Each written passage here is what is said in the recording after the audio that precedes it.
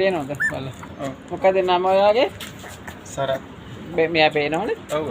එතකොට සරත් මහත්තයා නෙට්ටෝ පිටියේ තංගල්ලි. දැන් මේ ඔයාට දෙන්නේ 21 වෙනි පැටියා. හරි හදජාසේ හැදිලා මේ බලහරි සුරතල් ගෙදර එක පැත්තකකින් ඉදි කරගන්න බලන්න. ඒ වගේම උඩ නමක් දාලා හැමදාම හොඳට කන්න දෙන්න. ඔයාලා කන්න කලින් උඩ කන්න දෙන්න.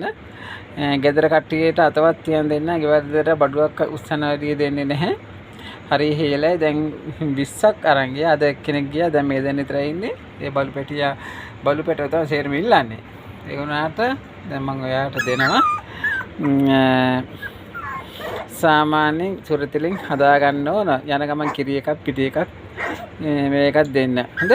තංගල්ලේ මාළු తీරෝනේ කන්න බැරි ඒ මොනෑරි. අපි යනවා පැටිය හොඳේ.